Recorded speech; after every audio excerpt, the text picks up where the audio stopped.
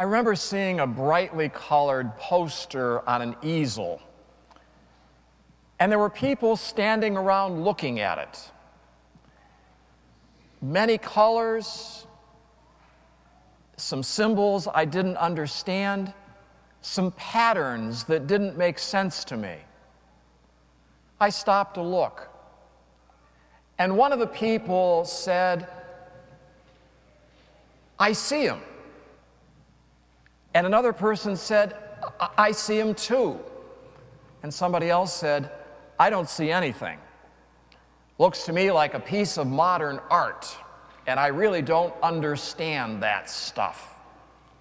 I asked what was going on, and a woman said, "Well, it's a hologram. And you have to look at it very intently and in the right light and from the right angle, and then you'll see the image." I looked, and I looked, and I looked, and I didn't see anything. Then all of a sudden, I adjusted my angle. It caught the light just a little differently, and I saw him. It was the face of Jesus. That experience reminded me just a little bit of today's gospel on the second Sunday of Lent, the Transfiguration, when Jesus took Peter, James, and John up that mountain, and his face changed in appearance, and his clothes became dazzling white, and either side of them, either side of him, was Moses and Elijah. Peter, James, and John had been with Jesus for 3 years now, but they never saw beneath him. They'd seen the pattern of his living, but they didn't understand it. He spoke sometimes in symbols. They didn't quite comprehend them. And now here he was at this moment in his glory for them to see. Why had they missed out for so long? Well, there's a key in this gospel. It says, Peter and his companions were overcome by sleep. But when they became fully awake, they saw Jesus in his dazzling glory. That gives us a key. Why don't we see beneath and behind and around Jesus? Sometimes it's because we're asleep. We're not ready to notice his presence. There are factors in our world that try to enforce that position, like prejudice. When we're full of prejudice, we think we've got it all. Our minds are closed. Nothing gets in. We slumber. We miss out on what other people can see. The noise, the commotion, the commercials, the information that's coming at us all the time can also make us sleepy, not observing, not ready because of information overload. Sometimes we do it to ourselves.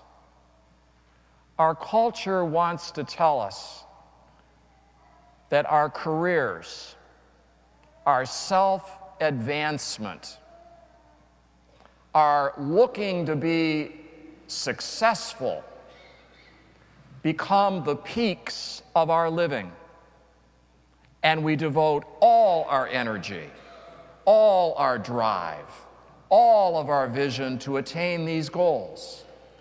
And not that they in themselves are bad ones. But when we give all of ourselves to advancing ourselves, we can be blind to deeper realities. We can become insensitive to people around us, their presence, their dreams, their needs, where we can help. Lent comes at a great time where we can step back a little bit in some silence and do what God the Father said we should do at that Mount of the Transfiguration. This is my chosen Son. Listen to him. There was a photojournalist by the name of Kevin Carter, who was a South African. And he was stationed in Sudan, reporting on the famine there in 1993. There was a United Nations food center, and Kevin Carter was doing a photo story about all the starving people that were coming for assistance. He got weary with the task, so he took a break and went out into the open bush country. And while he was out there, he heard a sound, very high-pitched, and he followed it. And the sound took him to a little girl who was ill, who was starving. She had her head bowed. It took all in her power to try to get step by step to that food center.